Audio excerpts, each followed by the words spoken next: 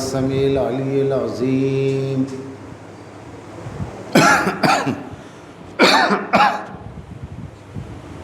من الشیطان اللعین الرجیم بسم اللہ الرحمن الرحیم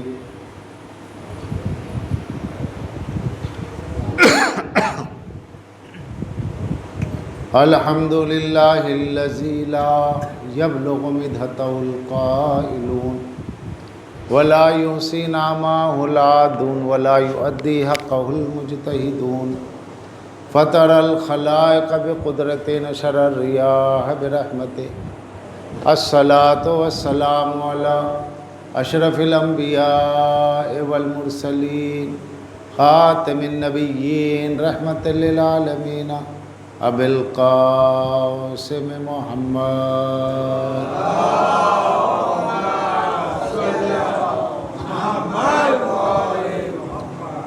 والصلاة والسلام علی اہل بیت الطیبین الطاہرین المعصومین المظلومین المنتجبین الذین اذھب اللہ عنہم الرجس اہل البیت ویطہرہم تطہیرا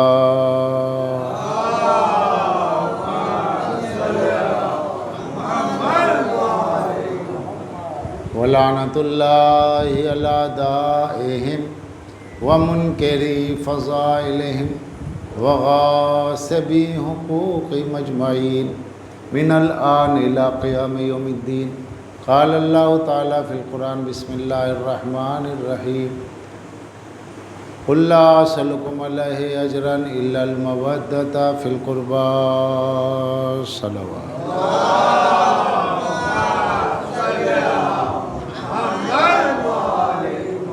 عزیزان گرامی، مسلسل ہماری گفتگو آیت مودت کے ذیل میں ہے کہ اللہ نے ارشاد فرمایا، فرما دیجئے میں تم سے رسالت کے معاوضے میں، رسالت کے بدل میں بجز قربہ یعنی اہل بیت کی مودت کے سوا کچھ بھی نہیں چاہتا۔ تو یعنی جو کچھ چاہتا ہے اللہ مودت اہل بیت کے تحت، مودت اہل بیت کے ضمن میں چاہتا ہے، چاہے وہ نماز ہو، روزہ ہو، حج و زکوٰۃ ہو، امر بالمعروف ہو، نہی عن المنکر ہو، کوئی بھی نیکی اس وقت تک نیکی نہیں ہے جب تک کہ وہ مودت اہل بیت کی بنیاد پر نہ ہو۔ تو اللہ نے اس بات کا مطالبہ کیا۔ اب وہ خوش نصیب ہیں کہ جن کے دلوں میں مودت اہل بیت ہے، وہ سینے اصل میں خزینے ہیں رحمت پروردگار کی، کیونکہ جن سینوں میں مودت اہل بیت ہو ان سینوں کو سینے نہیں کہتے بلکہ خزانے، خزینے کہتے ہیں۔ گفتگو میں کئی باتیں ہوئی ہیں، بہرحال آپ غور کرتے جائیں۔ اللہ نے زمین و آسمان پہ مودت اہل بیت کو پیش کیا، محبت کو پیش کیا۔ جس زمین نے قبول کیا وہ پاک ہوئی، جس زمین نے قبول کیا وہ کھیتی کے قابل ہو، جس زمین نے قبول نہیں کیا بنجر ہو گئی، جس پانی نے قبول کیا میٹھا ہوا، جس پانی نے قبول نہیں کیا کھارا ہوا، جس پھل نے قبول کیا میٹھا ہوا، جس نے انکار کیا وہ کڑوا ہو گیا، جس انسان نے قبول کیا وہ پاک ہوا، جس نے قبول نہیں کیا ناپاک ہوا۔ مودت اہل بیت کا فلسفہ کیمسٹری یہ ہے، اسپریچول کیمسٹری ہے کہ چیزوں میں جو تاثیرات ہیں، کئی پاک ہے، کئی ناپاک ہے، کئی بنجر ہے، کئی زرخیز ہے، تو اس کی وجہ ہے مودت اہل بیت کے قبول کرنے کا اور نہ کرنے کا۔ تو اب پاک کو پہچاننا ہو، پاک کون ہے؟ ذکر اہل بیت چھڑیے۔ اگر ذکر اہل بیت پہ، ذکر حسین پہ اگر خوش ہوتا ہے، ذکر علی پہ خوش ہوتا ہے، غم پہ روتا ہے، تو سیدھی بات ہے زمین پاک ہے، خون پاک ہے۔ اور اگر نہیں اس سے رخ موڑتا ہے اور بے چینی ہو رہی ہے، تو کبھی کسی نجس کو اہل بیت کے فضائل سننے میں وحشت ہی وحشت ہوتی ہے، وہ کبھی خوش نہیں ہو سکتا، اس لیے کہ اس کی طینت میں نہیں، اس کی طینت میں نہیں۔ طینت یعنی اہل بیت کی بچی ہوئی نورانیت سے جس کا دل بنا، اس کے اندر ہے مودت اہل بیت، جس میں نہیں ہے تو نہیں ہے۔ وہ طینت دوزخ، دوزخ کی مٹی سے اس کا دل بنا ہے۔ تو عزیزوں، اس مودت کی بڑی اہمیت ہے، بڑی شان ہے۔ کل میں نے آپ کے سامنے حدیث پیش کی، مختلف حدیثیں، اور اس کی سب سے بڑی دلیل تو یہی ہے کہ غدیر میں رسول اللہ نے دعا بھی دی، بد دعا بھی دی۔ دعا دی علی والوں کو، بد دعا دی دشمنان علی کو۔ اینڈ ہے وہ، یعنی کہ رحمت للعالمین جنہوں نے کبھی کسی کافر پہ بد دعا نہیں دی، اجڑی ڈالی بد دعا نہیں ہے، پتھر کھائے بد دعا نہیں ہے۔ غدیر میں بد دعا ہے کس کو ہے؟ علی کے دشمنوں کو ہے۔ نمازی علی کا دشمن، حاجی علی کا دشمن، قاری قرآن ہو کے علی کا دشمن۔ تو رسول اللہ نے بتا دیا، خدا کا دشمن چھپا کافر نہیں ہوتا، خدا کا دشمن کھلا کافر ہوتا ہے، علی کا دشمن چھپا کافر ہوتا ہے۔ اور چھپے کافر کی نقاب الٹنا ہو تو علی ولی اللہ کہہ کے دیکھو۔ اگر علی ولی اللہ پہ خوش ہو رہا ہے تو وہ کھلا مومن ہے، اور اگر ناخوش ہو رہا ہے تو چھپا ہوا کافر ہے۔ تو کافر وہی نہیں ہے جو آپ کو مندروں میں ملتے ہیں، کافر وہ بھی ہے جو مسجدوں میں ملتے ہیں، جو مدرسوں میں ملتے ہیں، جو مدرسوں میں ملتے ہیں۔ حفظ قرآن بہت اچھی بات ہے، مگر علی کی دشمنی میں ہو تو کیا فائدہ؟ محبت حیدر کرار میں ہو تو قرآن کے اسرار کھلتے ہیں، قرآن کے معنی کھلتے ہیں۔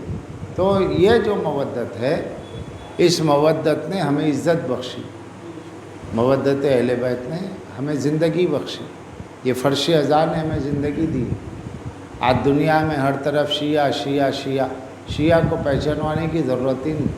محرم آتا ہے تو لوگ کہتے ہیں لو شیعہ لوگ کا مہینہ آ گیا۔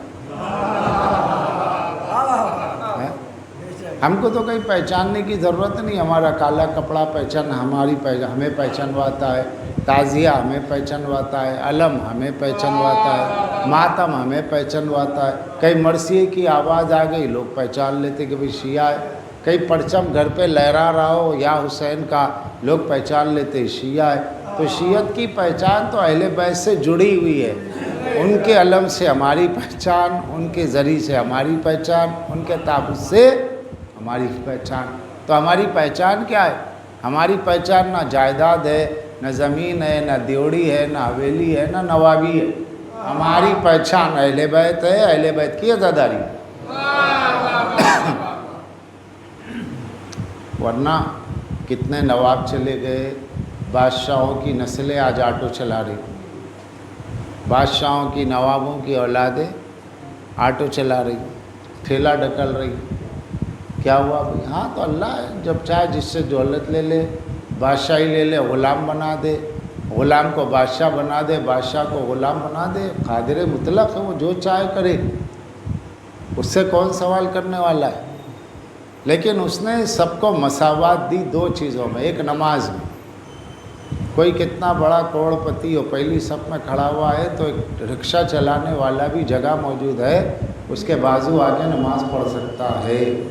اس کی ہمت نہیں یہ کہہ دے کہ تو رکشہ والا ہے، میں تیرے رکشے میں آیا ہوں، میں بلڈنگ کا مالک ہوں، تو میرے بازو نماز کیوں پڑھ رہا ہے؟ کہہ نہیں سکتا۔ کیوں؟ اللہ کی بارگاہ ہے، ایک ہی صف میں کھڑے ہو گئے محمود و ایاز، نہ کوئی بندہ رہا نہ کوئی بندہ رہا۔ اللہ کی بارگاہ میں نہ امیر ہے نہ غریب ہے، جو سجدہ کرنے کے لیے دل سے آ رہا ہے، کروڑ پتی ہو غریب ہو، کیونکہ کروڑ پتی کو کروڑوں دینے والا بھی اللہ ہے، غریب کو غربت دینے والا بھی اللہ ہے، اور سجدہ اسی کو ہونا ہے، تو لہذا دونوں ایک صف میں کھڑے ہوئے۔ وہی حال دوسرا ہے فرش ازاں کا، فرش ازاں کا وہی، اس پوری گلی کے پورے محلے کے سارے مکانات اگر ایک شخص کے ہوں گے، مگر جب وہ بیٹھا ہے اس کے بازو اگر کوئی شخص لیبر کام کرنے والا ہے، کالے کپڑے پہ آ کے بیٹھا ہے عزادار، وہ اس کو جگہ دے گا، ادھر بیٹھ جاؤ۔ ہوٹل میں نہیں بیٹھیں گے، ساتھ کار میں نہیں بیٹھیں گے، مکان پہ جانے کی بیٹھنے کی ہمت نہیں، کہیں آ جائے گا تو کھڑے ہو جائیں گے، ارے نہیں بھائی بڑے لوگ ہیں ان کے ساتھ کیا بیٹھنا۔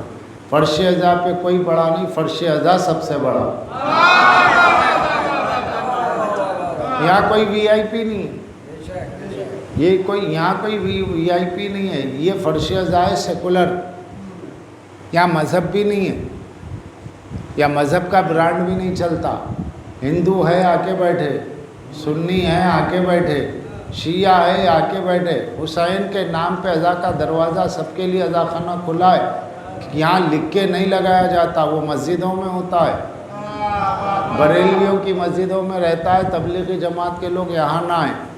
اہل حدیث کی مسجد پہ باہر لکھا ہوتا ہے مسجد اہل حدیث، وہاں پہ غیر اہل حدیث تقلید کرنے والے نہ آئیں.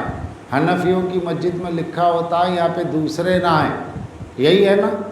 لیکن ہماری مسجدوں پہ بھی لکھا نہیں ہوتا کون آئے کون نہ آئے، گھر اللہ کا ہے اور ہمارا عزا خانہ کھلا ہوا ہے. فتویٰ کفر کا دو، مگر آ کے بیٹھ کے سنو. ہم تو کفر کے فتوے دینے والوں کے لیے بھی دروازے بند نہیں کرتے. ہم کہتے دیا ہوگا بھائی فتویٰ، تو نے جو سمجھا دیا، اب آ کے سن، اب سمجھ، اب پوچھ لے، اب کیا سوال ہے، کہاں کی کتابیں لکھنا ہے. اٹھو کھڑے ہو، سوال کرو، پوچھو، یہی سے جواب مل جائے گا. صدیوں کے سوچے ہوئے سوال یہاں لمحوں میں حل ہو جاتے. کیا لمحوں میں حل ہو جاتے، کیونکہ ہم ان کے ماننے والے جو باب مدینۃ العلم ہیں. ان کے ماننے والے ہیں جو باب مدینۃ العلم ہیں. تو جو ان کا ماننے والا ہوگا اس کو کیا پریشانی. آپ عزا کے بارے میں سوال کیجئے. مختلف سوالات لوگ کرتے ہیں نا. بھائی کوئی کہتا ہے کہ یہ سمجھ میں نہیں آتا کہ آپ شہادت ہوئی جی، بدر میں صحابہ کی بھی شہادت ہوئی، احد میں بھی صحابہ کی شہادت، کسی صحابی کا ماتم نہیں ہوتا ہے، سب شہید ہیں. یہ آپ لوگ جو ہے نواز رسول کا ماتم کرتے ہیں. اچھا وہ 1400 سال ہو گئے، اب رو کے کیا فائدہ ہے؟ وہ تو جنت میں ہے، اب کیوں رو رہے آپ 1400 سال بعد ہیں؟ تو آپ کیا کہیں گے؟ نہیں بھائی ہمیں پتہ نہیں، ہمارے باپ دادا روتے آئے ہم رو رہے ہیں، یہی کہیں گے. یہ کہہ رہے تو اس کا مطلب یہ کہ پھر آپ شیعہ نہیں. شیعہ وہ ہے جو اپنے ساتھ دلیل لے کے چلے، سر جھکا کے نہ بیٹھے. نہیں پتہ نہیں بھائی، ہم اب شیعہ خاندان میں پیدا ہوئے، کر لیتے، ہمارے پاس کا ایک ریچول ہے، ٹریڈیشن ہے. نہ اس پہ کیا ثواب ہے؟ عمل کی معرفت ہو تو ثواب ہے، معرفت ہی نہیں ہے تو کیا سوال. تو یہ مجلسیں اس لیے ہوتی ہے تاکہ آپ کو دلیل ملے، تاکہ آپ کو دلیل ملے. مثلا اگر کوئی سوال کرے 1400 سال سے آپ رو رہے ہیں، کیوں رو رہے ہیں؟ جب 1400 سال پہلے شہادت ہو گئی، آج رونے کا کیا فائدہ ہے؟ تو آپ ان سے کہہ سکتے ہیں کہ بتائیے یہ جو آپ حج پہ جا رہے ہیں یہ کیوں جا رہے ہیں؟ حج پہ جانے کی فلسفی کیا ہے؟ اور وہاں جا کے کیا کہتے ہیں؟ لبیک اللہم لبیک. پہلے لبیک حاضر ہوں، پھر اے اللہ حاضر ہوں. ہونا تو کیا چاہیے؟ پہلے اللہم لبیک. مگر اللہ کا نام پہلے نہیں لیتے، پہلے کہتے ہیں لبیک حاضر ہوں. لبیک کہتے نا، پھر کہتے ہیں اللہم لبیک، اے اللہ حاضر ہوں. کیوں؟ تو مولوی صاحب نے بتایا جی قرآن میں آیت ہے کہ اللہ نے ابراہیم سے کہا وَأَذِّن فِي النَّاسِ بِالْحَجِّ یَأْتُوکَ رِجَالًا. اللہ نے کہا ابراہیم تم حج کے لیے لوگوں کو آواز دو، لوگ آئیں گے تمہارے پاس. یاتوک تمہارے پاس آئیں گے، رجالا کئی لوگ آئیں گے. وہاں ابراہیم نے دیکھا وہ ہے ان کا بیٹا اسماعیل ہے، بی بی ہاجرہ ہے، اور تو کوئی ہے ہی نہیں. ہو تو کہا پالنے والے کس سے بلاؤ، یہاں تو کوئی ہے ہی نہیں.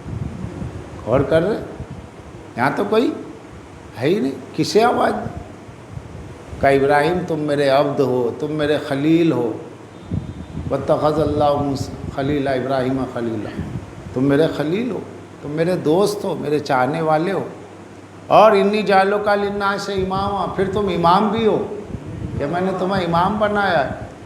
تم اپنی آواز بلند کرو، میں تمہاری آواز کو ارواح تک پہنچاؤں گا. کہاں تک؟ روحوں تک. اور جو روح تمہاری آواز پہ لبیک کہے گی وہ حج پہ آئے گی. تو یہ جو پہلا لبیک ہے نا، حاضر ہیں، یہ جواب ہے ابراہیم کے بلانے کا۔ ابراہیم نے بلایا تو پہلا جواب ہے لبیک، یعنی ابراہیم کے جواب میں آپ کہہ رہے ہم حاضر ہیں، پھر کہہ رہے اللہم لبیک، اے اللہ تیرے مقام تک جہاں تو نے نشان بنایا وہاں تک آ گئے۔ تو ابراہیم نے کب آواز دی؟ کتنے سال ہو گئے؟ 4000 سال ہو گئے ہے۔ رسول اللہ سے حضرت عیسیٰ تک 500 سال، عیسیٰ سے موسیٰ تک 1400 سال، اور پھر اس کے اوپر چلے جائیے تو حضرت سے ابراہیم تک 1000 سال، تو 3-4 ہزار سال تو ہو گئے نا۔ اور پھر اب کتنے سال ہو گئے؟ 1400، تو 5000 سال ہو رہے۔ تو یہ ابراہیم نے ہزاروں سال پہلے کہا، اب آپ جا رہے، کیوں جا رہے ہیں؟ تو مولوی صاحب نے کہا وہ بھی بہت پڑھے لکھے ہو تو جواب دیں گے، یہ تو خالی جو ملا گھوم رہے مسواک لگا کے اونچا پاجامہ لمبی داڑھی، ان کے پاس علم نہیں ہوتا، ان کے پاس خالی حلیہ ہوتا۔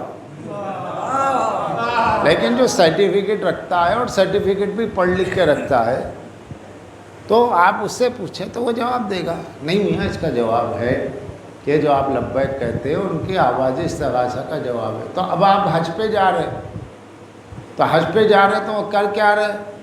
انہوں نے احرام باندھا، آپ بھی احرام باندھ رہے۔ وہ انہوں نے صفا و مروہ کے درمیان میں بی بی ہاجرہ دوڑی تھی اسماعیل کے پانی کے لیے، اسماعیل کا پانی مل گیا، زمزم نکلا ایڑیوں سے گھسنے سے، لیکن آج آپ دوڑ رہے، آج آپ کو کس کو پانی پلانا ہے؟ تو یہ ابراہیم اور اسماعیل اور ہاجرہ کی یادگار ہے حج، ان کی یاد کو اللہ نے حج بنا دیا، ان کی یاد کو اللہ نے حج بنا دیا، عبادت بنا دیا۔ کیوں؟ تاکہ کربلا کی تمہید بن جائے۔ کربلا کو سمجھنے کے لیے پہلے حج کو سمجھو۔ ہزاروں برس پہلے ابراہیم نے آواز دی اور آج آپ جا رہے ہیں، تو جس نے ابراہیم کی آواز پہ لبیک کہا وہ جا رہا ہے، مگر ابراہیم کی نسل سے امام مطلق نے کربلا میں آواز دی حل من ناصر ینصرنا، ہے کوئی میری مدد کو آنے والا؟ تو اللہ نے حسین کی آواز کو روحوں تک پہنچایا۔ اب جس کی روح نے حسین کے آواز استغاثہ پہ لبیک کہا وہ کربلا جاتی ہے۔ حسین زخمی تھے، زخمی ہو جاتے ہیں، حسین پا برہنہ تھے، پا برہنہ ہو جاتے ہیں۔ تو یہ کربلا حج کی تمہید، حج کربلا کی تمہید ہے۔ کربلا کو سمجھانے کے لیے اللہ نے حج رکھا ہے، کربلا چھوڑ کے حج سمجھ میں نہیں آئے۔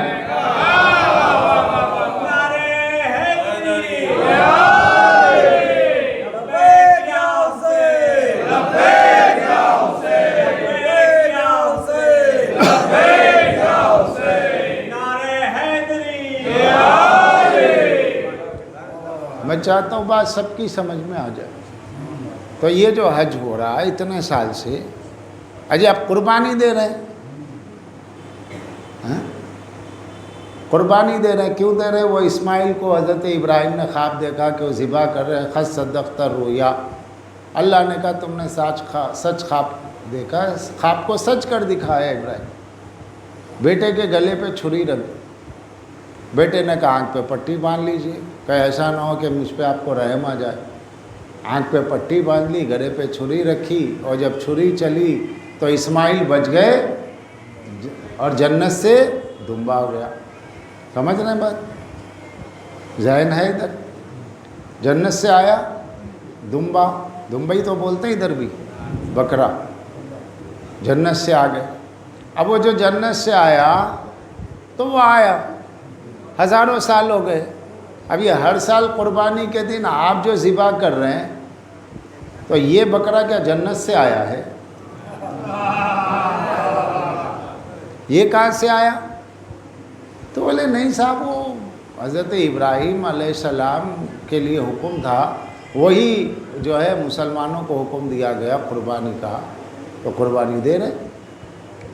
تو دے رہے آپ، تو علت کیا بتا رہے ہیں اس کی قربانی دینے کی؟ وہاں اللہ نے بکرا بھیجا، قربانی ہو گئی، یہاں آپ کو خود خریدنا ہے۔ تو یہ 1400 سال سے کیا ہے، کس کی یاد میں ہے؟ اسماعیل کی یاد میں ہے۔ کیوں ہے؟ اسماعیل بچ گئے، خوشی میں کاٹو۔ تو ایک نبی کا بیٹا بچا، خوشی میں کاٹ رہے ہیں بکرا، اور ایک نبی کا بیٹا جس کا کلمہ پڑھتے ہو اس کا نواسہ نہیں بچا، وہاں خوشی ہے یہاں غم ہے۔ خوشی والا پیغمبر یاد رہا، غم والے اپنے نبی کو بھول گئے۔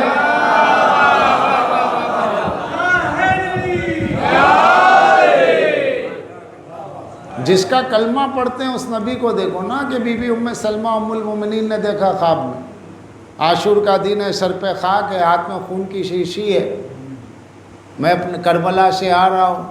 تو جب یہ کتابوں میں موجود ہے، سیاہ ستہ میں، حدیثوں میں موجود ہے، تو عاشور کے دن پھر یہ عید کا مطلب کیا ہوتا ہے، خوشی کا مطلب کیا ہوتا ہے، اچھے پکوان کا کیا مطلب ہوتا ہے، اچھے کپڑے پہننے کا کیا مطلب ہوتا ہے، خوشبو لگانے کا کیا مطلب ہوتا ہے، میلہ لگانے کا کیا مطلب ہوتا ہے۔ بنو امیہ کے کرتوت تم میں کیوں آ گئے؟ نہیں، اس دن موسیٰ نیل سے پار ہوئے، اس دن جو ہے نوح کی کشتی کوئے جو، سب جھوٹی حدیثیں، سب جھوٹی حدیثیں۔ ابن تیمیہ سے بڑا وہابی نہیں ہے، وہابیوں کا ابا ابن تیمیہ، اس نے خود لکھا ہے کہ یہ ساری روایتیں جھوٹی ہیں، عاشور کی کوئی فضیلت نہیں، کوئی فضیلت کا روزہ نہیں، کوئی فضیلت کی چیز نہیں، بچوں کو کھانا کھلاؤ، کپڑے بناؤ، سب یہ سب بنو امیہ کی ڈھالی ہوئی روایات ہے۔ تو یہ بنو امیہ کے دور میں ایجاد ہوئی چیز، حجاج ابن یوسف ثقفی ملعون نے عید کا رواج دیا عاشور کو، اور پوری دنیا کے کئی ممالک میں جو بد عقیدہ بادشاہ ہوتے تھے وہ عاشور کو عید مناتے تھے، اور جو حسین والے ہوتے تھے وہ غاروں میں، جنگلوں میں، گھروں میں، تہہ خانوں میں چھپ چھپ کے روتے تھے، ماتم کرتے تھے، تاکہ حسین مظلوم کی یاد زندہ رہے۔ تو یہ جو ہم کرتے ہیں تو دنیا ہم سے سوال کرتی ہے، ہم سوال کرو ان کو جواب ہی نہیں معلوم۔ اور پھر شریعت کیا کہتی ہے؟ قربانی کا بکرا آپ نے بازار میں ہاتھ رکھ دیا، کہا کہ یہ میں نے لے لیا، رقم دے دی، اس کے گلے میں جب آپ رسن باندھ کے لائیں گے، رسی باندھ کے، تو حکم کیا ہے؟ اس کے پٹکے کو مت کھینچو، اس کی رسی کو مت کھینچو کہ جس سے اس کو تکلیف ہو، اسے ہنٹر مت مارو، لکڑی مت مارو، اس کی عزت کرو۔ کیوں بھائی، کیا یہ جنت سے آیا ہوا بکرا ہے؟ تعظیم کیوں کی جا رہی ہے؟ اس کی تعظیم ویسے ہی کر رہے جیسے جنت کا بکرا ہے، جیسے اسماعیل کا بکرا ہے۔ کہا نہیں صاحب، جنت سے جو بکرا آیا تھا اس کی شبیہ ہے، اس کے حکم کے مطابق ہے، لہٰذا اس کی نسبت بھی اسماعیل کے بکرے سے ہو جائے تو یہ قابل تعظیم ہے۔ تمہیں کھانے والے بکرے یاد ہے، حسین کا ذوالجناح یاد نہیں ہے؟ جو لوگ سوال کرتے ہیں کہ بھائی یہ جو گھوڑا ہے اس کی کیوں تعظیم کی جا رہی ہے، تو ہم پوچھ رہے ہیں آپ کے بکرے کی تعظیم کیوں ہو رہی ہے؟ کیا وہ قربانی کا ہے؟ تو یہ قربانی اسماعیل کی یاد ہے، حسین کی بھول گئے؟ یہ جو تعظیم ہو رہی ہے اس نسبت سے ہو رہی ہے کہ جو اصل ذوالجناح ہے اس سے نسبت ہے اس گھوڑے کو، نام کی وجہ سے۔ تو یہ جو ہماری مودت ہے، اچھا مودت ہے تو قرآن میں اللہ نے کیوں نہیں کہا ماتم کرو؟ قرآن میں اللہ نے کیوں نہیں کہا ذوالجناح نکالو؟ قرآن میں اللہ کیوں نہیں بولا زنجیر کرو، آگ پہ چلو؟ ہاں بول دیتا، لیکن آپ کے کرنے کی گارنٹی کیا تھی؟ آپ تو سر پٹک کے مجبوراً آتے اور کہتے بھائی اللہ نے کہا، یہ پتہ نہیں اللہ نے کیوں کہا، چلو بھائی حسین۔ اللہ نے کہا نہیں، مودت مومن کے جذبے کا نام ہے، میں اسے شریعت کی رسی میں نہیں باندھوں گا، کرنا ہی ہے۔ میں دیکھوں گا کرتا ہے تو مومن ہے، نہ کرتا ہے تو منافق ہے۔ اللہ چاہتا تو قرآن میں احکام دے دیتا، ماتم کا، مجلس کا، مرثیے کا، سیاہ لباس کا، اور پھر یہ آ جاتا، شریعت ہو جاتی۔ اور شریعت ہو جاتی تو لوگ مجبوراً کرتے، نماز پڑھو نہیں تو آگ میں جائیں گے، ماتم کرو نہیں تو آگ میں جائیں گے۔ نہ اللہ نے کہا حسین سے نسبت جتنی چیزیں وہ تم پہ چھوڑی، تم کرتے ہو نہیں کرتے ہو تمہارے جذبے، تمہارے ایمان کے اظہار کا نام ہے۔ اب وہ تمہیں ظاہر کرنا ہے، میرے بولنے سے نہیں ہوگا، میرا سجدہ مجھے کرو میرے کہنے سے، لیکن حسین کی چیزیں تمہارے جذبے کو دیکھا جائے گا۔ حسین نے تو سب کچھ لٹا دیا، اب تم کیا کر سکتے ہو؟ تو لوگوں کی سمجھ میں نہیں آتا۔ صاحب یہ جو جلوس نکلتا ہے یہ کیا ہے؟ ہر چیز سمجھا ہے، ہر چیز، کوئی چیز خود سے سمجھنا ہی نہیں چاہتے لوگ۔ جلوس کیوں نکالا جاتا ہے؟ تو بھائی آپ یہ بتائیے جلوس کس کا نکلتا ہے، ہارے ہوئے کا یا جیتے ہوئے کا؟ بظاہر تو آپ دیکھ رہے ہیں کہ سر نیزوں پہ ہیں، بیویاں قید میں ہیں، قیدی بنے، تو جو قید بنا ہے وہ حاکم ہے، جو قیدی ہو وہ مظلوم ہے، مجبور ہے۔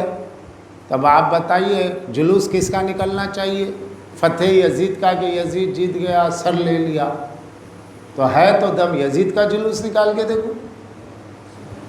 اگر کسی میں دم ہے تو بدعت کے فتوے دینا تو آسان ہے، جب بدعت کے فتوی دینے کی ہمت ہے تو یزید کی فتح کا بھی جلوس نکال کے دکھاؤ، دیکھتے ہیں کتنے آتے ہیں، اور کرو گے کیا؟ کلمہ تو پڑھنا پڑے گا۔ اگر وہاں پہ جلوس میں کلمہ پڑھو گے تو سید سجاد کا غلام کہے گا یہ جو تو نام لے رہا ہے یہ یزید کے دادا یا نانا کا ہے یا حسین کے نانا کا؟ اگر کہے گا اللہ اکبر تو سوال ہی ہوگا یہ اللہ اکبر تمہیں کس نے دیا ہے؟ حسین کے نانا نے دیا کہ یزید کے نانا نے؟ تو ہر چیز آئے گی حسین ہی کے گھر میں واپس، تو جلوس میں کیا رہ جائے گا؟ اگر وہاں پہ ہندو دھرم کا نعرہ لگاؤ گے تو ہندو لاٹھی لے کے آ جائے گا، یزید سے ہمارا کیا تعلق ہے، وہ تو مسلمان کہلاتا تھا، وہ تو مسلمان کہلاتا تھا، تم لوگ تو اسے مسلمان کہتے ہو، اور اس کے نام میں ہمارا نعرہ کیوں دے رہے ہو؟ اکیلے پڑ جاؤ گے، کہیں چھپنے جگہ نہیں ملے گی۔ فتوے دینا آسان ہے، ذرا سڑک پہ آ کے دکھاؤ۔ یہ تو حسینیوں کی ہمت ہے، جلوس اس کا نکلتا ہے جو جیت جائے۔ حسین جیت گئے، بھائی یزید کا مقصد تھا بیعت لینا، وہ بیعت لینے میں ہار گیا۔ سید سجاد شام چلے گئے، بھائی 900 کرسی نشین ہے، سونے کی کرسیوں پہ بیٹھے ہوئے، آج بھی آپ جا کے دیکھتے کتنا بڑا ہال ہے، تو سارے ایمبیسیڈرز بیٹھے ہوئے باہر کے کنٹریز کے، قیدی ہے، اسیر ہے، تو کیوں نہیں ہمت ہوئی کہنے کی دیکھو تمہارے ابا نے جو ہے تمہارے بابا نے بیعت نہیں کی، ان کا قتل ہو گیا، اب تم زندہ ہو یہاں پر، کرو میری بیعت۔ کیوں نہیں پوچھا یزید کہ میری بیعت کرو؟ بولا سید سجاد سے، کہنا چاہیے تھا نا اس کو، یہ امامت کی ہیبت ہے۔ امام نے بتایا تو کربلا بھیج کے کیا بیعت لے رہا ہے؟ میں تیرے محل میں کھڑا ہوں، دم ہے تو بیعت لے کے دکھا۔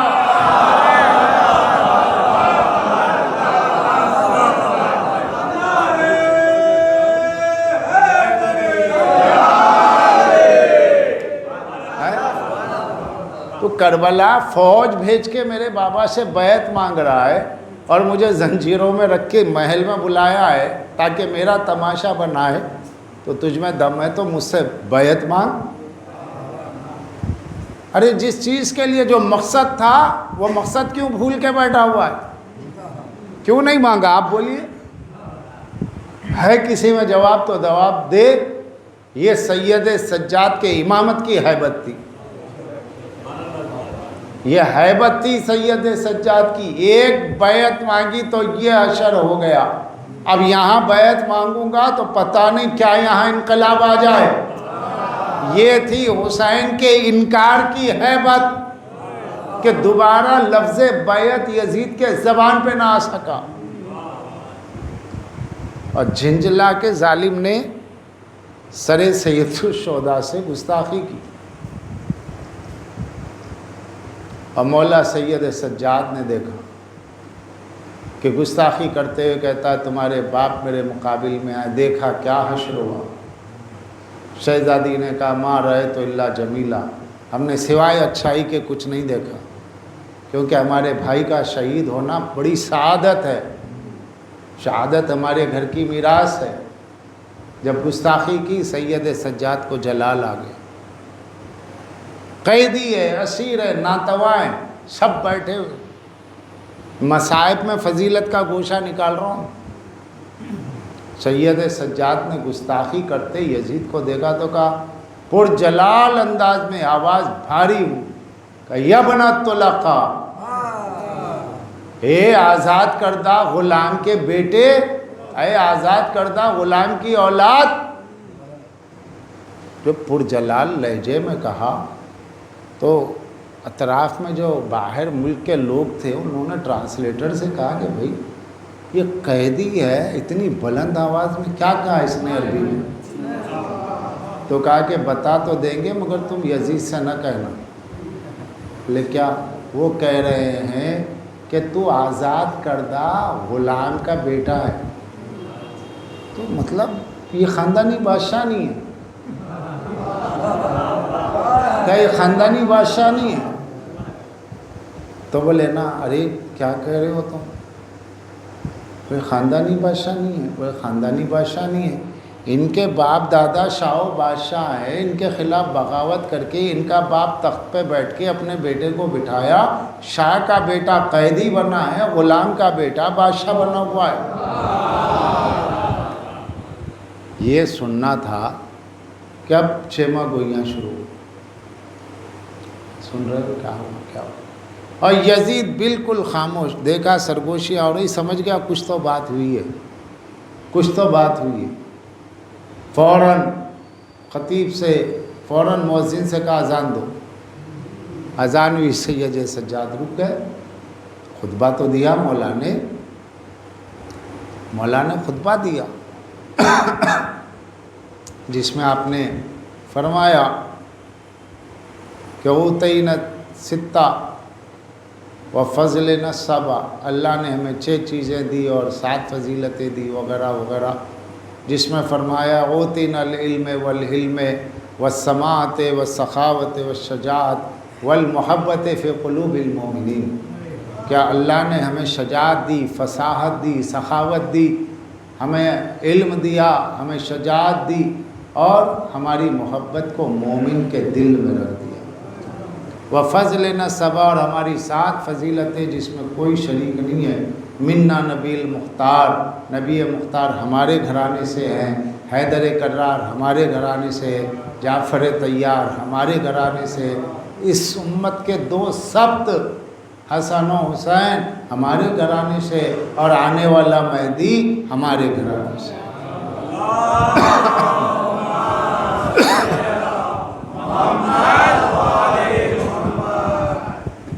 آنے والا ہمارے گھرانے سے۔ اس کے بعد مولا نے فرمایا انا ابن صفا انا ابن المروہ انا ابن من دنا فتدلی فقاب قاب قوسین او ادنا، میں اس کا بیٹا ہوں جو قاب قوسین تک گیا، میں صفا کا بیٹا، میں مروہ کا بیٹا۔ وہ بولتے بولتے مولا نے فرمایا کہ انا ابن، میں اس کا بیٹا ہوں، خراتیم الخلق، انا ابن من ضرب خراتیم الخلق حتی قالوا لا الہ الا اللہ، میں اس کا بیٹا ہوں جس نے لوگوں کی ناک پر ضرب لگائی تو وہ چیخ اٹھے کہ اللہ کے سوا کوئی معبود نہیں ہے۔ یہ سید سجاد کیا کہہ رہے؟ یہ قرآن کی آیت کہہ رہے، سورۃ القلم کی آیت، کہ جہاں اللہ نے فرمایا سنسمہ علی الخرطوم، ان قریب اللہ ان کے ناک پر، ان کی سونڈ پر، ناک پر ضرب لگائے گا۔ اللہ کہہ رہا ہے میں ضرب لگاؤں گا، مولا سجاد کہہ رہے ہیں جو اللہ نے کہا میں ضرب لگاؤں گا، وہ میرے بابا کی ضرب تھی، جس کی ضرب سے چیخ کر تیرے دادا ابو سفیان نے کلمہ پڑھ لیا تھا۔ اور تیرا باپ نے کلمہ پڑھ لیا تھا، یہ میرے بابا کے ذوالفقار کی جلالت تھی، آج تو قیدی ہمیں بنا کے سمجھ رہا تو مختار ہو گیا۔ احمد مختار ہمارے، جعفر طیار ہمارے، حیدر کرار ہمارے، تو بھی تو کچھ فضیلت دکھا، تیرے ساتھ کون ہے؟ اس کے بعد کا ابن طلقہ، اے آزاد کردہ غلام کی اولاد، فتح مکہ کے موقع پر تیرا دادا اور تیرا باپ غلام بن کے آئے تھے، رسیوں میں بندھے ہوئے تھے، رسول اللہ نے کہا انہیں چھوڑ دو، آج کا دن میں معاف کرتا ہوں، جاؤ آزادی ہے۔ اور گھبرا کے دیکھا علی کی طرف تو علی کا ہاتھ قبضہ شمشیر پہ تھا کہ اشارہ ہو رسول کا بھی گردن مار دو۔ تو علی کی غضب آلود آنکھوں کو دیکھ کر ابو سفیان و معاویہ نے کہا خیر اسی میں کلمہ پڑھ لو۔ تو امام نے کہا حتیٰ قالوا لا الہ الا اللہ، یہاں تک کہ ان لوگوں نے کہہ دیا لا الہ الا اللہ۔ تیرا کلمہ کیا ہے؟ تیرا کلمہ بھی تو ہمارے باپ کے دادا کے جلالت سے ڈر کے پڑا ہوا کلمہ ہے۔ تب کہا مؤذن سے اذان دے، وہ اذان دیا، امام خاموش ہو گئے۔ اور جب اس نے کہا محمد الرسول اللہ، تب امام نے کہا یزید بول یہ کس کا نام؟ یہ تیرے جد ہے یا میرے جد ہے؟ یزید نے کہا آپ کے جد ہے۔ پھر پوچھا ٹرانسلیٹر سے مہمانوں نے یہ کیا بات ہو رہی؟ کہا وہ کہہ رہے محمد الرسول اللہ کون ہے؟ تو یزید خاموش ہے، تو کہتے تیرے جد ہے یا میرے؟ تو کہا میرے ہیں۔ آپ کے جد ہیں میرے نہیں ہیں۔ تو کہا اچھا تو یہ ہے کون لوگ؟ کہا یہ جس کا کلمہ پڑھتے ان کی اولاد ہے۔ تو وہیں دربار میں ایک ایمبیسیڈر کو، سفیر کو غصہ آیا، اس نے کہا یزید کیا یہ تیرے نبی کی اولاد ہے؟ ارے تو کیسا انسان ہے حیوان، تو مجھے جانتا ہے میں کون ہوں؟ میرے پاس حضرت داؤد حضرت عیسیٰ علیہ السلام کے، بلکہ حضرت داؤد پیغمبر کے گدھے کے پیر کی ایک نال ہے، وہ میرے پاس ہے، اس کی وجہ سے آج تک میرے یہ عزت کی جاتی ہے کہ تمہارے پاس اتنا بڑا تبرک ہے۔ اور تیرا یہ عالم ہے کہ یہ نبی کا خون اور گوشت کھڑا ہوا ہے اور تو نے قیدی بنا ہوئے، انہی کا کلمہ پڑھ کے انہی کو قید کر دیا، یہ کیا عالم؟ یزید جھنجلا گئے۔ اب سید سجاد جکڑتے جا رہے ہیں، پہلے کہا تو غلام کی اولاد، اذان ہوئی تو کہا محمد رسول اللہ آپ کون ہے بول، اذان پہ خطبہ روکا، مگر کیوں؟ اپنی امامت کو بتانے کے لیے خطبہ روکا، یہ ذہن میں رہے۔ آج باتیں تو لوگ بہت کرتے ہیں مگر سمجھنا بھی چاہیے کہ سید سجاد نے خطبہ روک دیا تو روک کے کیا کیا؟ اپنی امامت کو بتایا۔ تم کیا بتا رہے؟ غور کر رہے ہیں؟ خاموش۔ تو یزید کو جکڑا مولا، جھلا گیا یزید نے کہا کہ واللہ علی ابن الحسین میں ہوتا تو حسین کو قتل نہ کرتا، خدا ابن زیاد پہ لعنت کرے، اس نے تمہارے بابا کو قتل کروایا۔ یہ ہے سید سجاد کی جیت۔ ارے تیرا لشکر، تیرا شہر، تیرا ملک، تیری سلطنت، تیرا دربار، تیرا خزانہ، تیرا لشکر کون تھا اگر تو بول دیتا کہ میں قاتل ہوں؟ یہ جلالت ہیبت سید سجاد ہے کہ یزید یہ نہیں کہہ پا رہا کہ میں نے قتل کیا، کہہ یہ رہا ہے کہ خدا لعنت کرے ابن زیاد پر، میں ہوتا تو نہ کرتا، تو اپنا الزام اس کس پہ ڈالا؟ ابن زیاد پر۔ ابن زیاد سے لوگوں نے کہا یزید نے تجھ پہ لعنت کر دی ہے، کیونکہ یزید نے نہیں کہا وہ تو نے کروایا ہے، تو کہا کہ خدا اس پہ لعنت کرے جس نے مجھے حکم دیا حسین کے قتل کا۔ یہ ہے حسین کی شہادت کہ قاتل ایک دوسرے پہ لعنت کرتے ہوئے بیٹھے ہیں۔ صلوات پڑھ دیں محمد والے محمد۔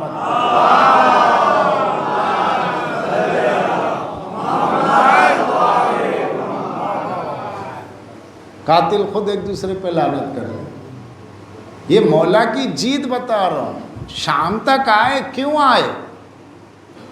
نہ آتے کس کی ہمت تھی لے جانے کی، مگر جانے کا مقصد یہ تھا کہ کربلا ہماری خریدی ہوئی زمین ہے، ہماری خریدی ہوئی زمین پر ناکہ بندی کر کے اور ساری فوج شام اور کوفہ کی بھر کے مختصر سی پیاسی بھوکی فوج کو، لشکر کو قتل کر کے تو سمجھتا ہے تیری جیت ہے، تو ہمیں آنے دے شام، تو ہمیں جیسے چاہے بلا، لیکن تو اپنی ذلت کے لیے بلا رہا ہے، ہماری کوئی ذلت نہیں ہونے والی ہے۔ اگر دنیا ہمیں نہیں پہچان رہی ہے، ہمیں کہنا پڑ رہا ہے کہ ہم کس کی اولاد ہے، تو اس میں کوئی ہماری بے عزتی نہیں ہے، وہ ہماری مظلومیت ہے، لیکن بے عزتی تو تیری ہوگی جب ہم دربار میں آئیں گے اور پوچھیں گے بول تو کون ہے، بول کس کی اولاد ہے، بول تیرا شجرہ کیا ہے، بول نبی سے تیرا رشتہ کیا ہے، بول کیوں قتل کیا، تو تجھے قتل کا بھی انکار کرنا پڑے گا، اور انکار کر کے یزید جو ہے ابن زیاد پہ لعنت کیا، تو یہ سید سجاد کا شام میں جانا فتح شام کی دلیل ہے۔ زینب نے فتح کر لیا دربار کو، سید سجاد نے فتح کر لیا دربار کو، اور جلال الدین سیوطی جیسا مورخ لکھتا ہے تاریخ الخلفاء میں کہ یزید دربار میں رونے لگا۔ نہیں غور کر رہے ہیں اجی، یزید دربار میں رونے لگا جب اس نے محسوس کیا کہ سرگوشیاں ہو رہی، تو وہ پریشان ہو گیا کہ یہ جو سرگوشیاں ہو رہی، میں تو ذلیل ہو گیا، میں تو چھپا ہوا سونے کے تخت پہ بیٹھا تھا، مجھے سید سجاد نے غلام کہہ دیا، اب میں انکار بھی نہیں کر سکتا اور اقرار بھی نہیں کر سکتا۔ اقرار کروں تو لوگ کہیں گے نیچے اتر، انکار کروں تو لوگ کہیں گے اس کا قتل کر دے۔ اگر ایک بادشاہ کو کوئی اگر غلام کہہ دے تو واجب القتل ہو جائے گا نا، تو پھر کہاں گئی جلالت اس کی اتنی سی بات پر کہ وہ مکاری سے رویا، پریشانی سے رویا۔ تو حنفی علماء نے کہا کہ چونکہ یزید دربار میں رویا اور اس نے قتل حسین کا انکار کیا، لہذا ہم یزید پہ لعنت نہیں کرتے۔ یزید پہ لعنت نہ کرنے کی دلیل بنا لی لوگوں نے یزید کی ہیبت کو دیکھ کر، اتنا ہیبت کھا گیا سید سجاد کہ یہ نہ کہہ سکا کہ میں نے قتل کیا، تو بولے اس نے تو انکار کیا میں نے قتل نہیں کیا، لہذا جو ہے وہ ذمہ دار۔ مگر اللہ کیا کرتا ہے، جس سب سے جو بات اٹھتی ہے اس کو اسی سب سے جواب دلواتا ہے۔ جیسے ہی انہوں نے یہ کہا، اب اس پہ صدیاں چل رہی ہیں، اللہ نے مولانا مودودی کی قلم سے ایک چیز نکلوا دی، لکھوا دی۔ جماعت اسلامی کے صدر مولانا مودودی صاحب نے کتاب لکھی خلافت و ملوکیت، اس میں انہوں نے لکھا کہ بہت سے لوگ یزید کو بے قصور کہتے ہیں کہ یزید نے قتل نہیں کیا، وہ سب ابن زیاد کا کارنامہ ہے، وہ یزید کو خوش کرنے کے لیے گورنر نے کیا، کہ جس کو شمر نے مشورہ دیا تھا ملون نے کہ اب حسین تیری زمین پہ آ چکے ہیں کوفہ کربلا، تو تو جب تک ان سے یزید کی بیعت بحیثیت نائب یزید، غور کیجیے آپ، ابن زیاد سے کہا تو نائب یزید ہے، یزید کا اس وقت نائب ہے، گورنر ہے، تو اپنے ہاتھ پر یزید کی بیعت لے لے، تیری بیعت یزید کی بیعت ہے، تیری بیعت یزید کی بیعت ہے، تو جب تک وہ تیری بیعت کر لیں گے تو انہیں جانے دے، اور اگر بیعت نہیں کرتے ہیں تو قتل کر دے۔ شمر ملون کے مشورے پہ ابن زیاد نے وہی کیا تاکہ یزید کو خوش کرے۔ یہ ہے لوگوں کی پکی ہوئی ہانڈی۔ شیعہ تو خیر جواب دینے کو کچھ بھی دے، سنتا کون ہے، مگر مولانا مودودی جماعت اسلامی کے صدر، انہوں نے اپنی کتاب میں لکھا کہ جو لوگ یہ کہتے ہیں کہ یزید بے قصور ہے بے قصور ہے، تو سوال ہی ہوتا ہے ٹھیک ہے گورنر نے کیا ہے، گورنر نے کیا، اب سینٹرل گورنمنٹ ہے بھائی، اگر گورنر غلط کرے گا تو سینٹرل گورنمنٹ کیا کرے گی؟ اگر گورنر آتنکواد میں اس کا نام آ گیا تو سینٹرل گورنمنٹ کیا کرتی ہے؟ اس کو برخاست کرتی ہے۔ اس پہ کیس چلنے تک اندر رہتی ہے، کیس ثابت ہو جائے تو جیل بھی ہو جاتی ہے، پھانسی بھی ہو جاتی ہے، ہوتا ہے، یہی طریقہ ہے۔ تو جب شام کی گورنمنٹ کا گورنر ابن زیاد تھا اور سب کچھ ابن زیاد نے کیا، یزید نے کچھ نہیں کیا، تو یزید کو چاہیے تھا کہ قاتل حسین کو سزا دیتا، شمر کو قتل کرواتا، شبس کو قتل کرواتا، حجار ابن الحجر ملعون کو، خولی کو، سنان کو، یہ قاتلان حسین کو باری باری قتل کر دیتا۔ کہتا علی ابن الحسین میں تھا نہیں، مجھے پتہ نہیں، آپ رکیے، بھی ان سب کو بلاتا اور باری باری قتل کرتا۔ اس نے قاتلان حسین کو انعام سے نوازا، ابن زیاد کو گورنری سے نہیں ہٹایا، سب اپنی جگہ خوش رہے۔ تو پھر کیسے آپ کہتے ہیں کہ یزید بے قصور ہے؟ اس لیے ہم زیارت میں پڑھتے ہیں لعن اللہ من قتلت کا و ظلمت کا و رضیت بے، کہ جس نے آپ کو قتل کیا اور جو آپ پہ ظلم کیا اور جو اس سے راضی ہوا اس پہ بھی لعنت ہے۔ تو چلو یزید نے کچھ نہیں کیا مگر قاتلوں کے فعل سے راضی تو ہوا نا، تو اس کی رضامندی اس کے قتل کا جرم ثابت کرتی ہے، لہذا لعنتی ہے۔ اور جو یزید پہ لعنت نہ کرے اس پہ بھی ہماری لعنت ہے۔ جو شمر پہ لعنت نہ کرے وہ بھی ملعون ہے، جو یزید پہ لعنت نہ کرے وہ بھی ملعون ہے۔ ابھی ہم بہت دور تک جاتے ہیں مگر نیت تو اوپر تک کی ہی ہے کہ جتنے ملائن ہیں سب پہ فردن فردن فردن لعنت ہوگی، کیونکہ کربلا خون کا خون، پانی کا پانی کر دیتا۔ کربلا کی اسٹڈی کے بعد کوئی چیز چھپی نہیں رہتی، کربلا کی اسٹڈی کے بعد آپ کو پتہ چل جاتا ہے کیا حق ہے کیا باطل ہے۔ مجالس حسین میں قاتل حسین بے نقاب ہوتا ہے۔ تو یہاں اجر رسالت ادا کرنا ہے تو ظالم کو ظالم کہو، مظلوم کو مظلوم کہو۔ یہ نہیں ہوگا کہ ظالم کے چہرے پہ نقاب ڈال کے مظلوم سے محبت ہو رہی ہے، یا یہ کہ کب تک روئیں گے کب تک روئیں گے؟ ارے بھائی روئیں گے، نہیں تم نے مارا، تم نے قتل کیا، تم نے مارا، وہ اتنی پرانی کہانی، ہم نے مارا ہم رو رہے۔ تو ایک قاتل کو دکھاؤ جو پوری زندگی کسی کو قتل کر کے روتا رہا ہو، ایک قاتل کو دکھاؤ۔ اگر کوئی قاتل روتا ہے تو اپنی جان کو روتا ہے، مجھے پھانسی ہوگی، مجھے جیل ہوگی۔ وہ جس کا قتل کیا اس پہ کیوں روئے گا؟ ہم نے مارا ہم روتے، چلو ہم نے مارا ہم روتے تو پھر تمہیں کیا آبجیکشن ہے؟ اچھا ہم رو رہے ہیں اور رو کے لعنت کر رہے ہیں، اللہ یزید پہ لعنت کرے، اللہ شمر پہ لعنت کرے، اللہ سنان پہ لعنت کرے، اللہ حجار ابن الحجر پہ کرے، شبس ابن ربیع پہ لعنت کرے، عمر ابن سعد پہ لعنت کرے، لشکر یزید کے ہر سپاہی پہ لعنت۔ ہم یہاں بیٹھ کے کر رہے ہیں، ہم رو رہے ہیں حسین پر، اگر تم میں دم ہے تو تم بھی لعنت کر کے دکھاؤ۔ اگر ہم نے مارا ہوتا تو ہم یزید پہ لعنت کیوں کرتے، شمر پہ لعنت کیوں کرتے؟ جس نے مارا وہ لعنت نہیں کرے گا، جس کا بزرگ جس کا پیشوا قتل ہوگا وہ اسی پہ رو رہا۔ میں اس کی مثال دیتا ہوں آپ۔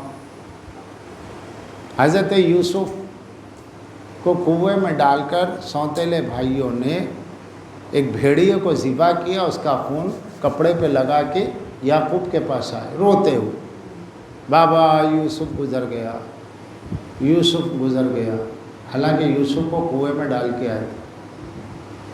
اب یہ رو رہے ہیں، کتنے دن روئے بھائی؟ 2-4 دن روئے، یعنی باپ کے سامنے آ کر۔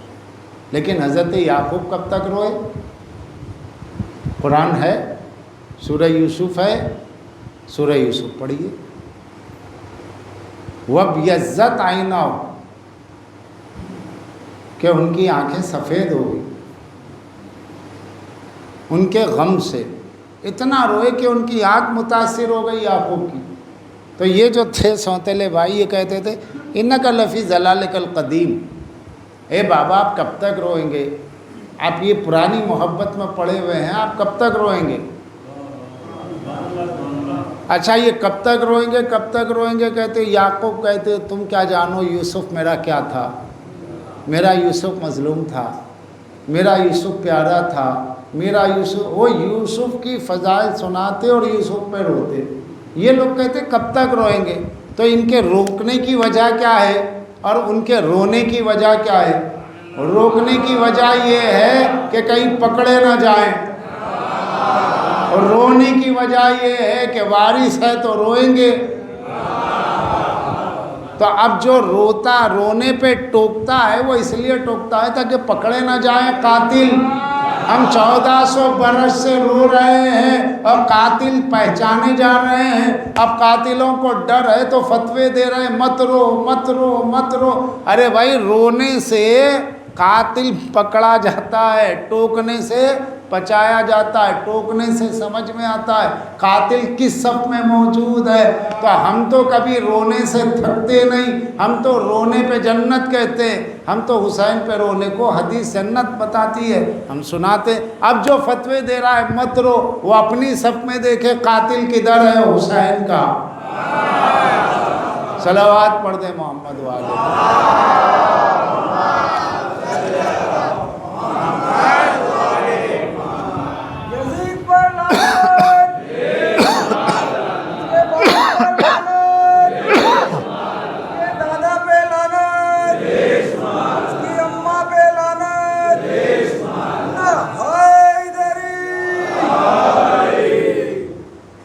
تو یہ قرآن مجید ہے، محبت اہل بیت میں پڑھو تو ماتم سمجھ میں آئے۔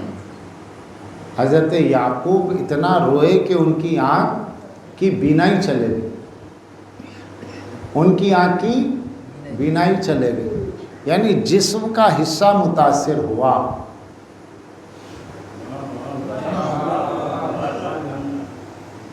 جسم کا حصہ متاثر ہوا۔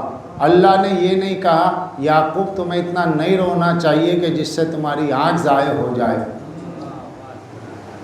آنکھ دینے والا پروردگار بھی نہیں ٹوک رہا ہے۔ تو پتہ چلا جو جس کا وارث ہوتا ہے وہ ہم میں اس کے اتنا روئے کہ اگر جسم متاثر ہو تو جائز ہے۔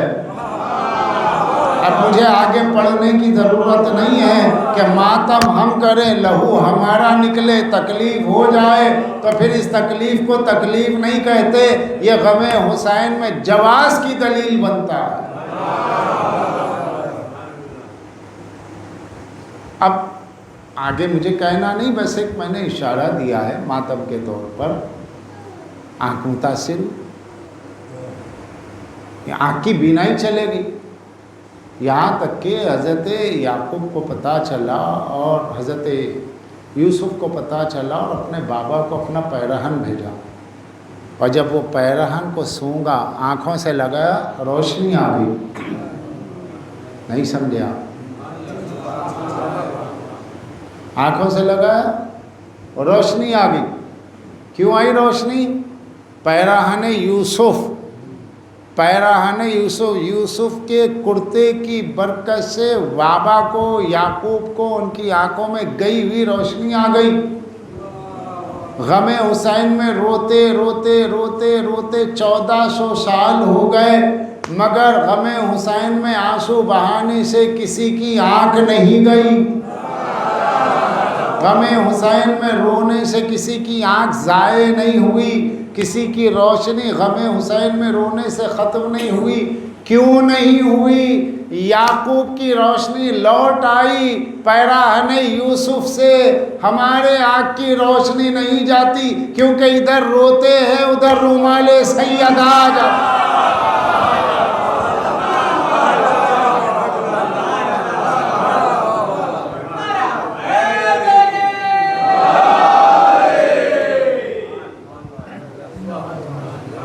ادھر روتے ہیں ادھر رومال سیدہ ہے، اور جو رومال سیدہ آ جاتا ہے تو پھر آنکھ کی روشنی نہیں جاتی۔ تو یہ رونا ہمارے لیے باعث شفا ہے، یہ ماتم ہمارے لیے باعث شفا ہے۔ اس سے زیادہ اور کیا کہا جا سکتا ہے؟ قرآن پڑھیے، آپ کو ماتم کی دلیل مل رہی ہے، رونے کی دلیل مل رہی ہے، مگر اہل بیت کی محبت میں پڑھو تب تو سمجھ میں آئے گا۔ اندھے کو آنکھ ہی نہیں ہے تو سورج نظر کیا آئے گا؟ قرآن میں سب کچھ موجود ہے، مگر دل میں محبت اہل بیت ہو تو سمجھ میں آئے گا۔ یہ حق ہے۔ جیسے ہم گفتگو کر رہے ہیں ویسے ماتم کے خلاف بیٹھ کے تم کرو، قرآن سے کرو، دلیل لاؤ، آنسو کے خلاف، گریے کے خلاف، ماتم۔ ہمارے پاس تو سارے دلائل ہیں اور قرآن سے پیش کر رہے ہیں ہم، اور جس کے لیے قرآن کافی ہے وہی نہیں مان رہا۔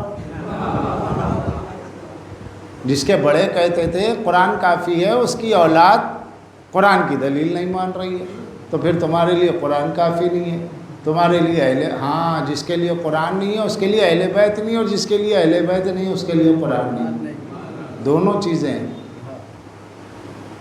بات تمام ہو۔ تو یہ عزاداری، یہ ہماری چیزیں دلائل کے ساتھ ہے۔ اس کو یہ مت سمجھیا، کوئی بچہ یہ نہ سمجھے کہ اب ہمارے خاندان میں ہوتا رہا ٹریڈیشن، نو، کوئی ٹریڈیشن نہیں۔ ٹریڈیشن شادیوں میں، ولیمے میں، دعوتوں میں ہوتا ہے، دین ٹریڈیشن نہیں ہے، دین رسم نہیں ہے، یہ عبادت ہے، یہ ماتم، یہ مجلس، یہ جلوس، یہ عبادت ہے۔ عبادت جو اللہ کے لیے کی جائے۔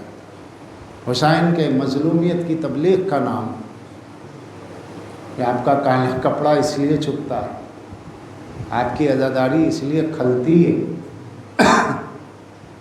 اور جو لوگ چھپانے پہ آئے تو اتنا چھپائے کہ کہا جاتا ہے کہ بھئی قیامت کے دن بھی یزید جو ہے چھپ جائے گا۔ کہاں چھپے گا؟ اللہ ایک تخت پہ بیٹھے گا، اس تخت کے نیچے جا کے چھپ جائے گا۔ تو ایسے گدھے لوگ ہیں کہ جن کو یہ بھی ہوش نہیں ہے کہ بھائی تخت جس کو اٹھائے گا اٹھانے والے سے زیادہ وزنی وہ ہوگا۔ بھائی جو جس چیز کو اٹھا رہی ہے وہ اس کے لیے جو ہے یہ ہے کہ وہ اٹھانے والا اس سے زیادہ وزنی ہوگا۔ اب اللہ کو جو تخت اٹھا لے گا وہ اللہ سے زیادہ وزنی ہے، اور اس کے نیچے جا کے وہ چھپ گیا ہے، قیامت میں چھپے گا، کہیں اور جگہ نہیں ملی، اللہ کے تخت کے نیچے، اور اللہ باڈی بنا ہوا ہے۔ تو لوگوں نے اللہ کو بھی اپنا خلیفہ سمجھ لیا ہے، جہاں چاہے بٹھا دو، اللہ بھی بیٹھنے کی چیز ہے۔ صلوات پڑھ دے محمد والے۔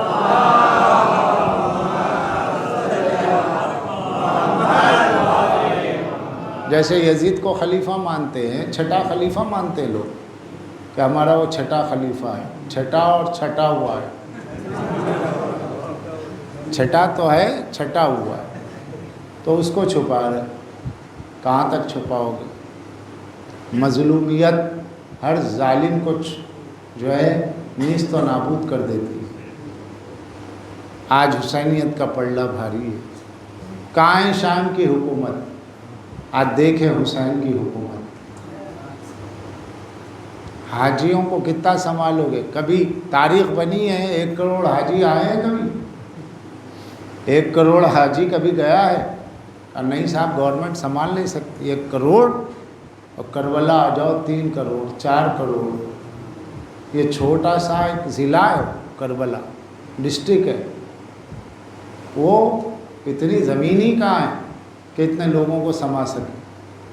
پورا ہندوستان اگر صورت میں آ جائے گا تو کہاں جائے گا؟ گھروں میں رہنا مشکل ہو جائے گا۔ مگر آپ دیکھیے کربلا کی زمین جنت کی زمین ہے۔ لوگ سوال کریں گے نا قیامت کے دن، لوگ اٹھیں گے اور جنت میں جائیں گے، تو جنت میں جو لوگ جائیں گے آدم سے لے کے رسول اللہ سے اب تک کے، اب سے قیامت تک جتنے نیک لوگ ہیں سب جنت میں، تو اتنی کیا بڑی جنت ہوگی، کیسے ہوگی؟ تو اس جنت کو سمجھانے اللہ نے کربلا بنائی ہے۔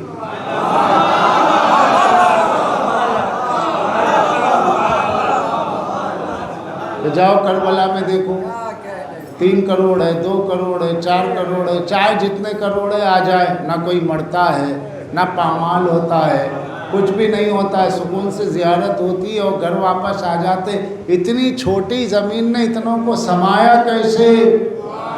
تو کہا جیسے کربلا جا کے تم سکون سے رہتے ہو، سانس لیتے ہو، احساس نہیں ہوتا کہ اتنی چھوٹی سی زمین میں اتنے کروڑ آ گئے، ویسے ہی سکون سے جنت میں رہو گے، کیونکہ جنت کے ٹکڑے کا نام ہے کربلا۔ تو جو کربلا جاتا ہے کربلا نہیں جاتا، وہ جنت جا کے آتا ہے۔ اور نماز فجر وہاں ادا ہوتی ہے. نماز فجر پڑھ کے جب آپ ایک حرم سے دوسرے حرم میں جاتے ہیں تو آپ یقین مان لیجئے آپ وہ جنت میں ٹہلتے ہیں.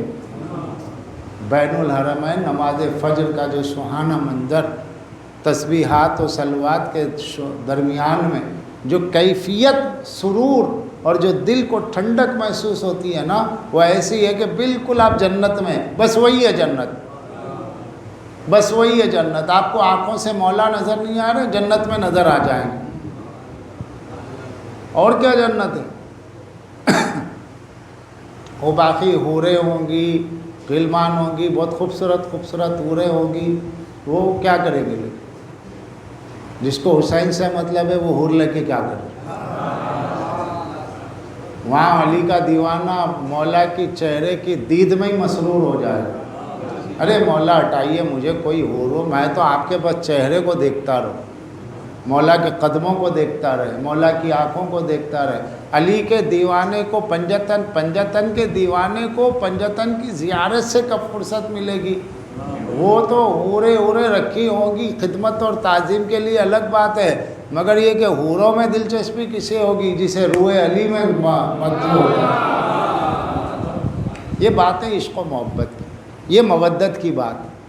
جو یہاں اپنا سب کچھ حسین پہ لٹانے کا جذبہ رکھتا ہے وہ جنت میں بھی جائے گا تو سوائے حسین کے اور کچھ نظر نہیں آئے.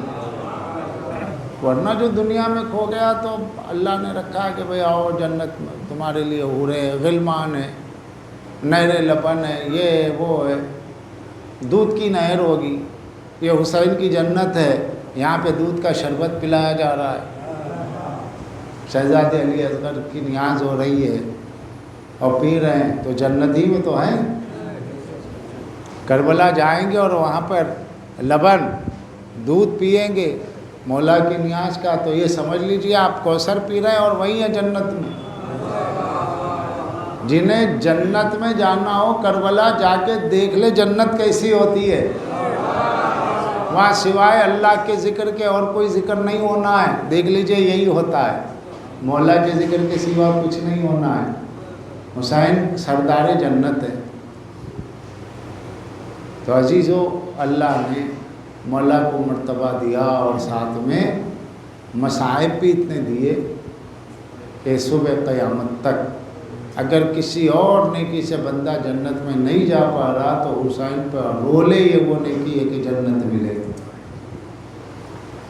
نیکیاں اور بھی ہیں مگر کسی نیکی پہ یقین نہیں ہے تو غم حسین وہ نیکی ہے جس پہ یقین کرنا چاہیے. اور پھر یہ اس کی عزاداری ہے جس نے کہا نا قتل لی ورا، ظالموں نے مجھے رولا رولا کے، جس کی اولاد کو تماچے لگائے، جن کے اہل حرم پہ تازیانے مارے، جنہیں بے کجاوا اونٹوں پہ بٹھایا، جہاں 5 سال کے امام باقر پیدل چل رہے، جہاں بیمار کے گلے میں توق ڈالا گیا، کمر میں لنگر باندھا گیا، پیروں میں بیڑیاں باندھی، اور امام ہے کہ اللہ کا ذکر کرتے ہوئے چل رہے ہیں، مصیبت کے سفر کو طے کر رہے ہیں، بس اللہ کا زبان پہ ذکر ہے، کوئی شکوہ نہیں ہے. ہر مصیبت پہ شکر للہ، ہر مصیبت پہ شکر للہ. اللہ اکبر، کس بلندی کی منزل پر میرا مولا.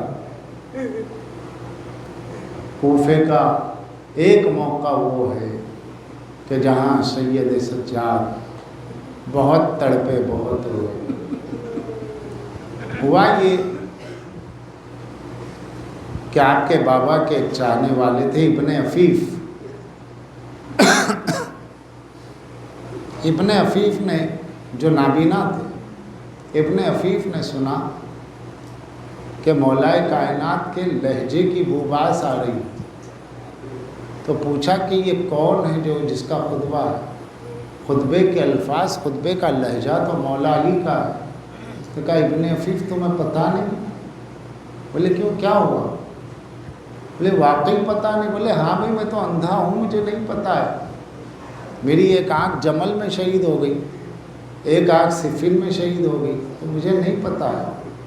تو کہا کہ اللہ اکبر، اولاد علی قتل ہو گئی، علی کی بیٹیاں، علی کا پوتا بازار میں طوق و سلاسل میں اسیر ہے اور تماشائی بنے ہوئے کوفی آئے۔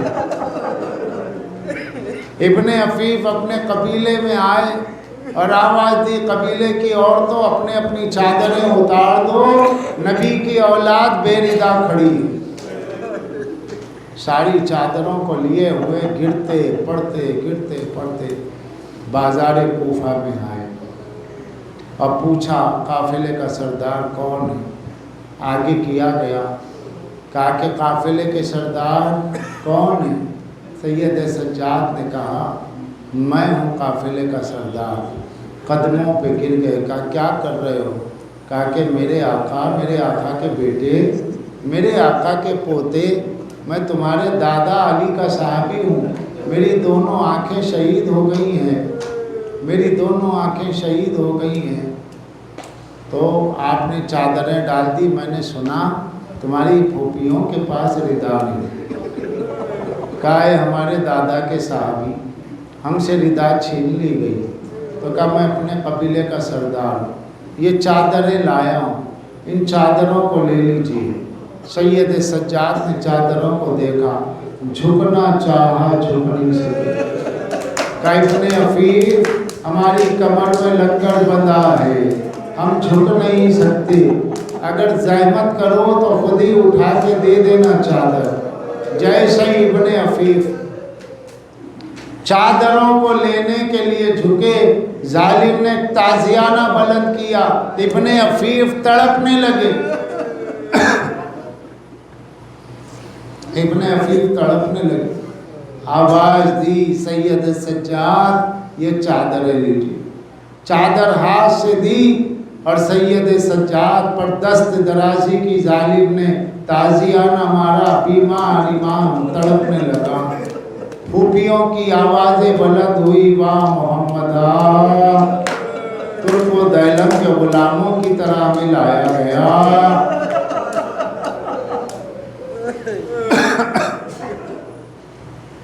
اتنا سننا تھا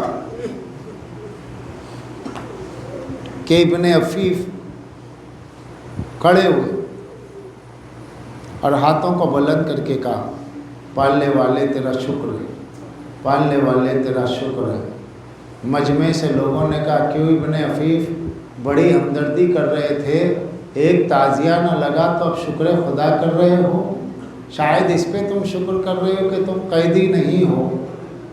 تو کہا کہ اے ملونو، میں اس پہ شکر نہیں کر رہا کہ میں قیدی نہیں ہوں، میں اس پہ خدا کا شکر کر رہا ہوں کہ میرے پالنے والے، جب سے میری آنکھیں گئی ہیں میں ہمیشہ یہ کہتا تھا کہ میرے مالک میں نے تیرے ولی کی مدد کی، میری آنکھیں چلے گئی، دشمن مذاق اڑا رہا ہے، میری آنکھیں چلے گئی، لیکن آج میں شکر کرتا ہوں اے اللہ کہ شکر ہے تیرا تو نے آنکھیں لے لی، میں نے زینب کو بے ردا نہیں دیکھا، میں نے سکینہ کو بے ردا نہیں دیکھا، میں نے ام کلثوم کو بے ردا نہیں دیکھا۔